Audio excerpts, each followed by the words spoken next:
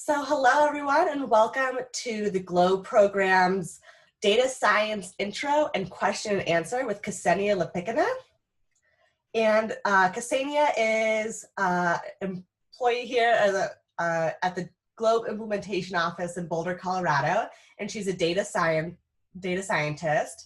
So we've asked her to come and give us a little information about some data science, and she's going to go over a few beginner things to help you start thinking about data science and your projects with the International Virtual Science Symposium.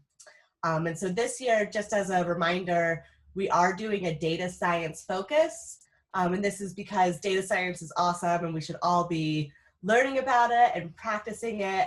But we also just want to make sure that everyone is staying safe and following local guidelines. So this year we're not requiring new data entry. So if you're working on your IVSS project, we still want you to use GLOBE data, but you can use archive data and not enter new data this year. So first, I'm just going to go through a little bit of a timeline. Just a review, and of course this is on the IVSS website. So today is October 14th. So we're filming our GLOBE Data Science Q&A, and we had our informational webinar last week. So if you weren't able to join us live, feel free to watch the recording. It's on the website. In 2 weeks, we're going to do another webinar about mapping your GLOBE data with Esri ArcGIS, and that's going to be with Emma Hagen. And we'll also have Desiree Wilson from NASA join us, and she's going to talk about story maps. And in January through March 10th, we'll begin accepting the IVSS reports. And make sure, if you're a student or a teacher, to pay attention to that March 10th deadline, because that is when projects are due. On March 29th, we'll do a webinar for judges, just an informational webinar for judges. And then from that point until April 5th, it's about a week, judges will have time to review the projects. And on Earth Day, April 22nd, we'll give the feedback and badges. We'll post those on the badges on the student or the school About Me pages, and we'll do a live drawing for stipends. So now I'm going to turn it over to Ksenia. Like I said, she's a great data scientist here at the GAO, and she's prepared a really wonderful presentation. So take it away, Ksenia. Thank you, Amy. Yeah, let's get started. So as Amy said, my name is Ksenia. I'm a software engineer and data analyst on the STEM team at the GLOBE Implementation Office. So just to give a little bit of background about me. So as I mentioned, I am a data scientist at GIO. For the most part, I focus on developing models to solve challenging problems. A data scientist typically focuses on solving two different problems, or solving problems with two different methods, predicting and explaining. An example of predicting is if you have, let's see, like temperature data for 2019, and we want to predict what the temperature will be in January 2020. That's an example of predicting.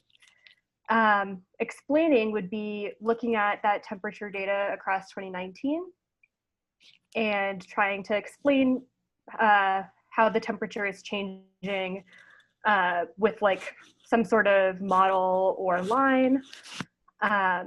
A little bit more about me. I have a background in applied math and computer science, and I also have a graduate degree in applied statistics. For fun, being from Boulder, Colorado, I do a lot of outdoorsy things like running, biking, skiing, and rock climbing. So let's just jump right into it. What does a data scientist do? So a data scientist does a lot of different things. It could also mean a lot of different things. Generally, the data science process consists of collecting data, cleaning data, exploratory data analysis, or EDA, model building, and model deployment. So this figure here is showing a couple of different roles that data scientists can play, or these are individual positions. For example, Data engineers focus a lot on collecting data and cleaning data. Data analysts focus on cleaning data and EDA. And machine learning engineers focus a lot on model building and model deployment. And a data scientist can do all of these things or can just focus on some of these areas. There's really a lot that a data scientist can do. So in this webinar specifically, we're just going to focus on the first three. We're going to learn how to collect data by downloading data from the Globe website using the ADAT system, or we can use the Viz system. We'll learn how to clean the data by making sure that we remove strange values like duplicates or outliers, and just generally making sure that the data is in the format that we want it to be in. And then EDA, exploratory data analysis. Here we will basically just look at our data and see if we can find anything interesting. A good place to start with this is looking at some summary statistics like mean, median, and range. So there are a couple of different ways you can look at your data. Today we're going to look at a time series and a linear regression. A time series is just going to show us how the data changes over time. A linear regression will show us different relationships between different sets of data.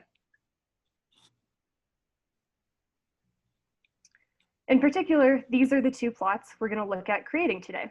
We're going to look at a time series of minimum and maximum air temperature at Alpena Elementary Playground in 2019, and look at a plot of the maximum versus minimum air temperature at Alpena Elementary Playground in 2019. On the left, the y-axis is air temperature dailies in Celsius, and on the x-axis is time in days in 2019. On the figure on the right, the y-axis is the maximum air temperature, daily air temperature in Celsius, and on the x-axis, we have the minimum daily air temperature in Celsius. So what exactly are we going to do today? So first, we're going to pick a question. Our question is going to be, is there a relationship between the minimum and maximum temperature at Alpena Elementary in 2019? And how can I describe this relationship? Step 2, we're going to gather data from Globe's ADAT system. Step 3, we're going to model our data using a time series and a linear regression. So let's switch over to our demo.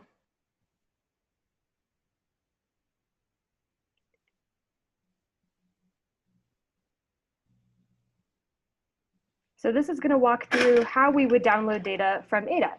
We're going to go to globe.gov. We're going to select Globe data and retrieve data from ADAT. We'll then enter the data access tool.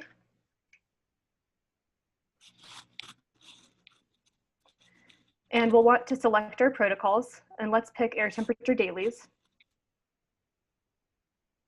Then we'll want to select a date range, and since we're looking at 2019, we're going to select 2019 January 1st to 2020 January 1st. Then we're going to add that to filter. Then we're going to select a site. Let's pick Alpena Elementary. And then we'll apply the filter. Then we're going to click Obtain Measurement Data and download measurement data. And it takes a while, so I sped it up a little bit.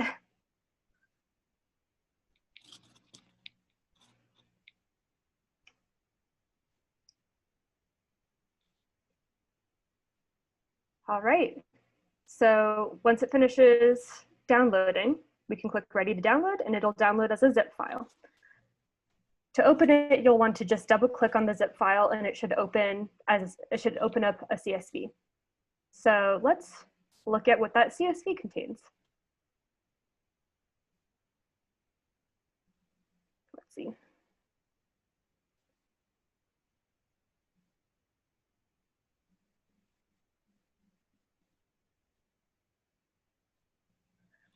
All right, so what we should be seeing here is an Excel spreadsheet. Once we download our CSV, we'll want to open that that spreadsheet up in Excel. And let's look at what data we have. We have an organization ID and an organization name. As we can see, scrolling down, these are all exactly the same. So we can just go ahead and close those files, or those columns. Then we have a site ID and a site name, and we can just go ahead and close those as well because we can see that they're identical across all of the rows. We can also see latitude, longitude, and elevation.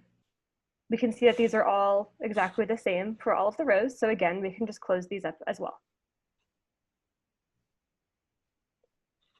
Now we have the measured on date. This is important because we're going to look at a time series, so we want this date. We have this user ID, and we can see that the data was submitted by the same user. Let's look at what frequency they submitted the data. So here we have the measured at date and timestamp. We can see that because this is submitted by the same user at exactly the same time, we can probably assume this is an automated measurement.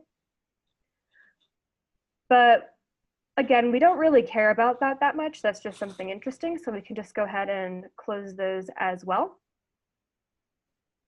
And then we have a couple of different times here as well. We have the solar measured at and the solar noon at. In this case, let's just not worry about those. So let's just close those real quick. Now this column is the current temperature. We can see that this is empty across all of the values. So we don't really care about that if it doesn't give us any more information. So let's close that. So let's see. We have a measured on. We have the minimum temperature, and we have this maximum temperature. We also have this comments column, but there's nothing in here, so we can also just close that. So we have these three columns. So let's start by creating a time series. So what we want to do is we want to select these three columns, go to Insert, select this line plot, go to 2D line and the second option, and look at that. We already have a beautiful time series. But just looking at this plot, we don't really know what's going on. So let's give it a better title. Let's call this min and max temperature in Celsius over time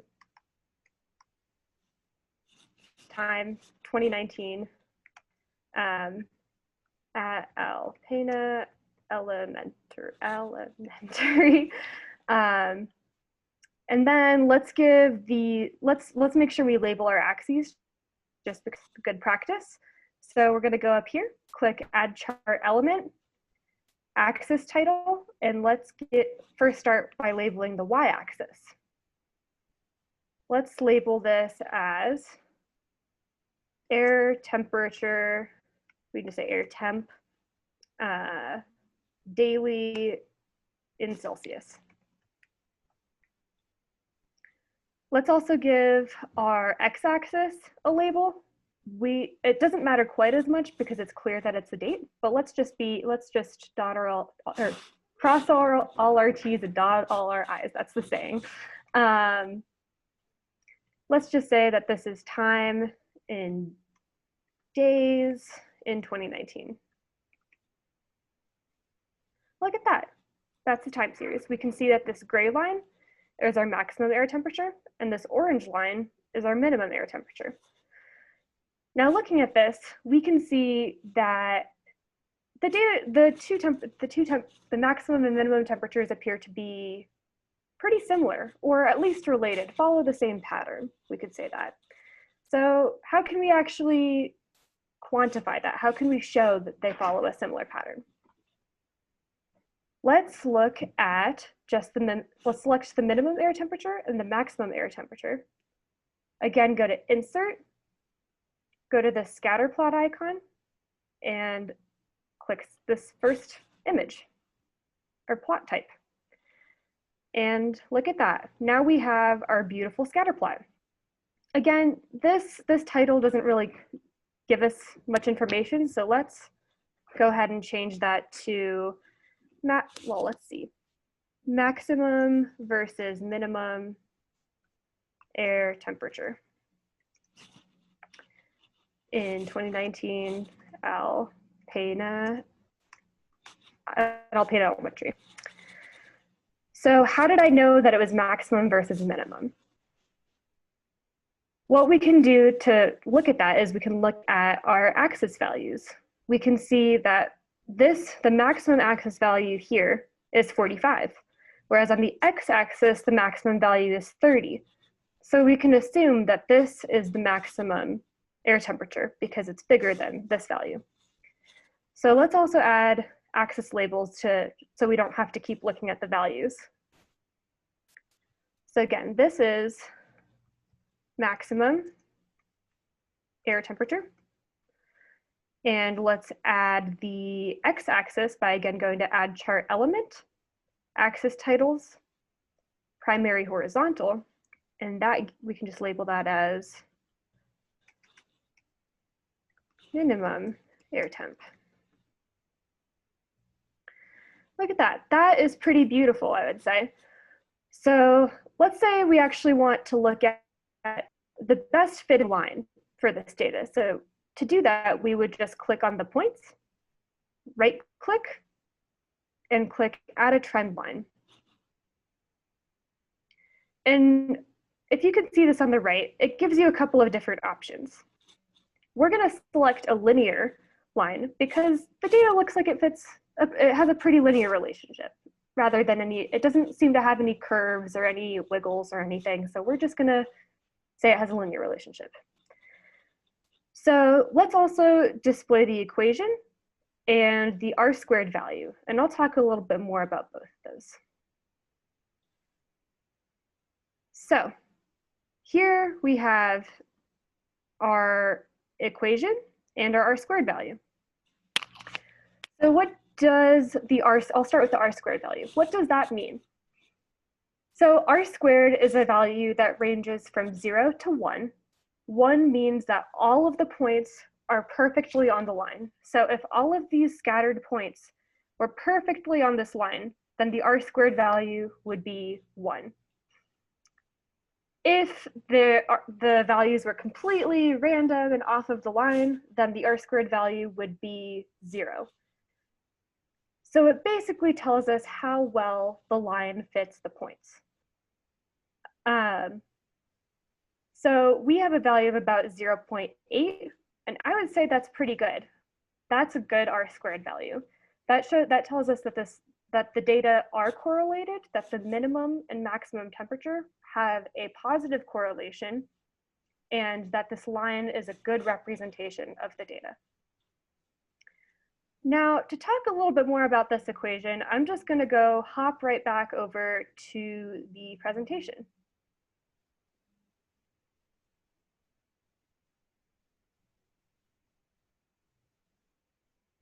Okay, so how do we interpret that linear equation that we got?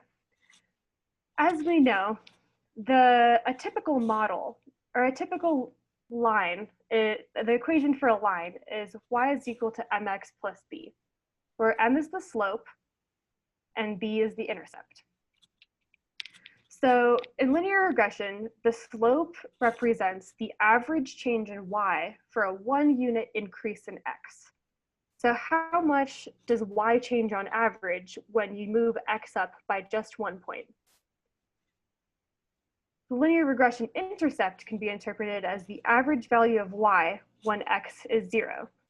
So where does the line actually cross the y-axis? So let's look at our linear model. So if we go back to the plot, we'll see that the equation looks something like this. Y is equal to 0.95x plus 13.69. Remember that x is the minimum air temperature and y is the maximum air temperature. So we can interpret this. So let's start by interpreting the 0.95 value. So that means that on average, the maximum air temperature will increase by 0.95 degrees Celsius for every 1 degree increase in minimum air temperature. So when the minimum air temperature increases by 1 degree Celsius, the maximum air temperature will on average increase by 0.95 from its previous value. The linear regression intercept in this case, in our case, it's 13.69. So we can interpret that with, like, on average, when the minimum air temperature is 0 degrees, the maximum air temperature is 13.69 degrees Celsius, which that seems reasonable. If we think about when it's 0 degrees Celsius outside, what will the maximum air temperature on that same day be? So just a little bit of a review of what we learned today. We first learned to ask a data science question. And our question was, is there a relationship between the minimum and maximum temperature at Alpena Elementary in 2019? And how can I describe that relationship? We learned how to access our data by going to ADAT and opening that data up in Microsoft Excel. We learned how to create a time series model and a linear regression model. And we learned how to interpret a linear regression model. And I want to just very quickly say that we don't necessarily, for the IVSS, we definitely do not require the equation or R squared, but if you want to go a little further, that's always fun to add in. So if you're not quite sure what to do for your data science IVSS project, we have a couple of suggestions. First, I would suggest taking a look at some of the GLOBE protocols. Explore GLOBE protocols by sphere on globe.gov. And I have a little link at the bottom. I would also suggest looking at GLOBE data using ADAT or Viz.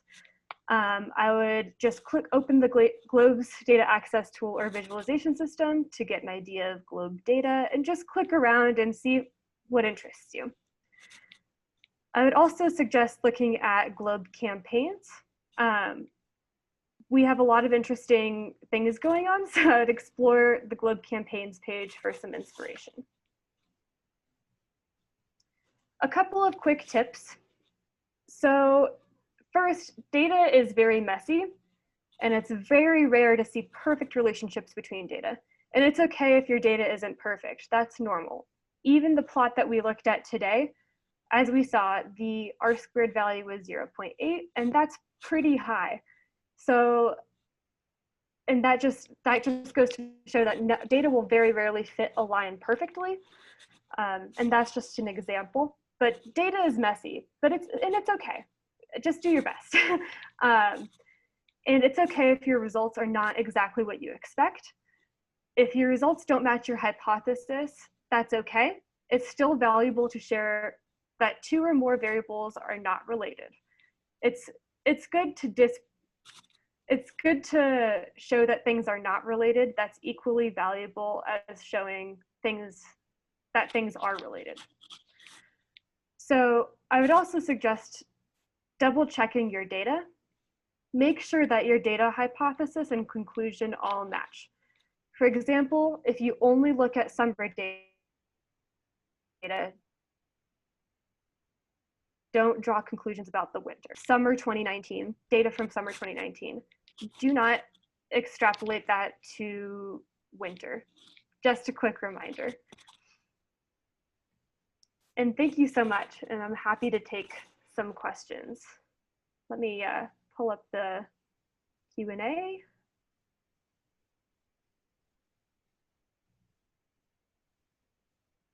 Let's see.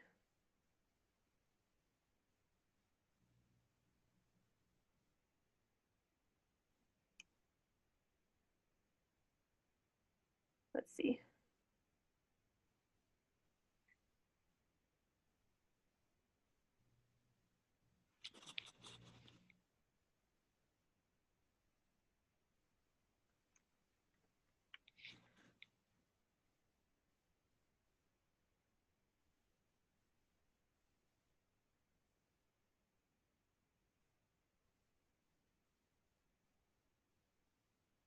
let me just scroll through some of the questions.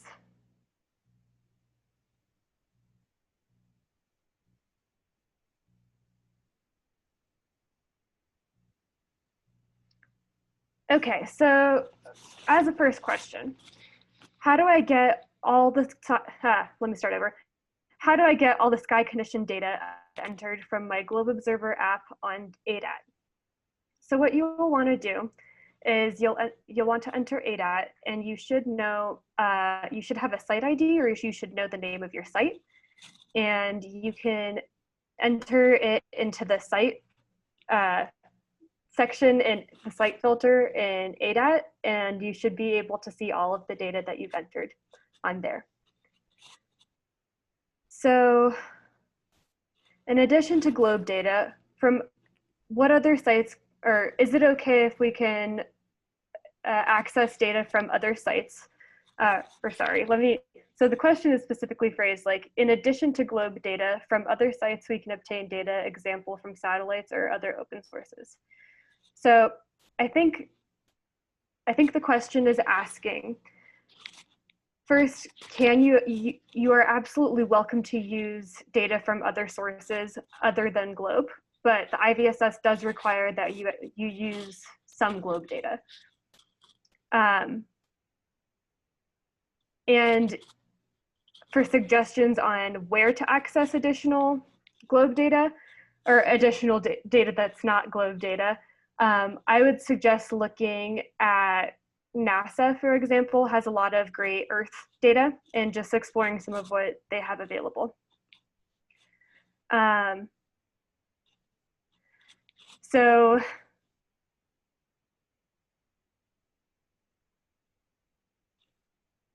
is collaborative work between schools from different countries okay? Yes, we encourage teamwork and collaboration. You are welcome to work with more than just one school, and you can add more than one, you can add more than one school to your projects.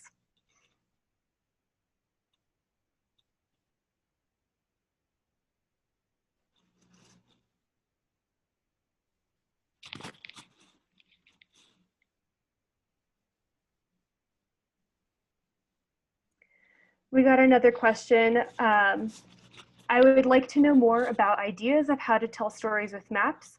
With what software can we do it, considering that we have to work with student computers because of the quarantine, they don't have access to sophisticated software. Yes, I have. I would suggest tuning in to the webinar in 2 weeks with Emma and Desiree. They should be talking about, I would suggest using Esri and with ArcGIS. There is a free version available online. Juan Restrepo also responded with QGIS will also be available, or is also a great free tool to use. Yeah, so QGIS and Esri ArcGIS, well, are what we suggest. What made you interested in data science? That's a great question.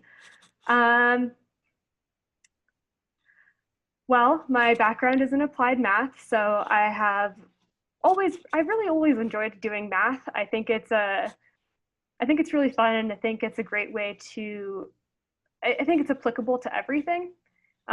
You can use math in almost every single area. So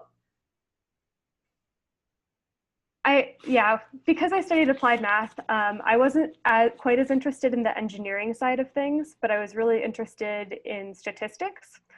And data science seemed like the natural path, and I really enjoy working with computers and coding and doing math.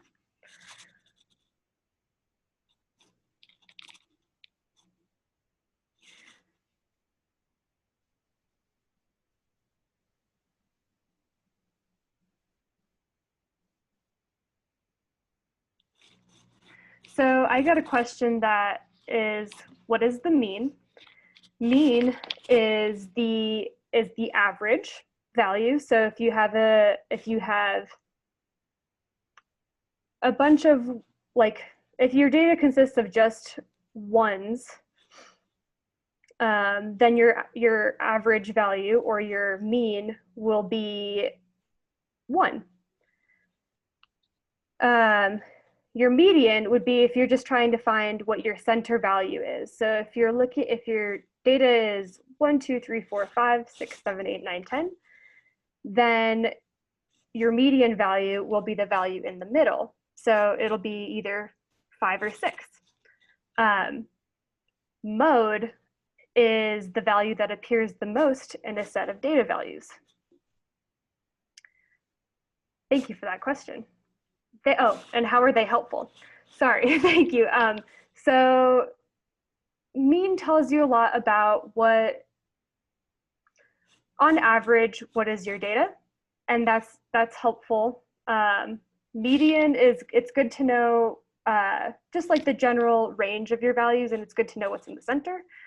And mode is valuable because it's good to know what values occur the most in your data set.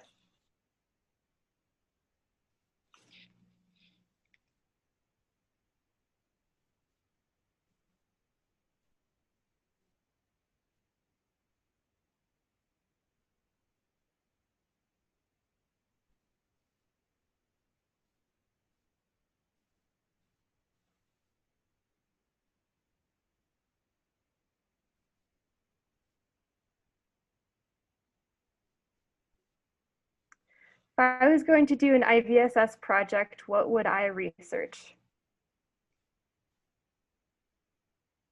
That is a great question.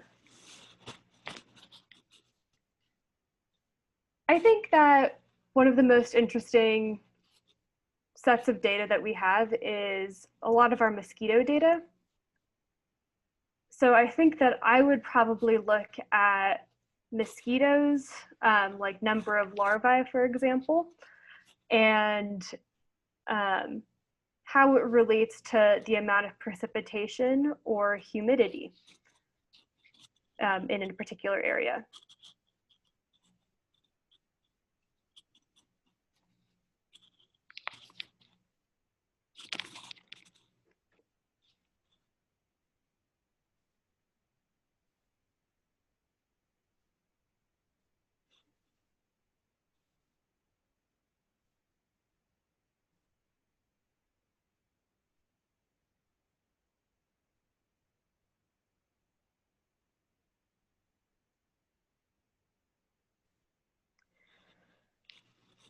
So if anyone has any more questions, I'm happy to answer them. Please feel free to type them into the webinar chat or into the Q&A, and I would be happy to answer them.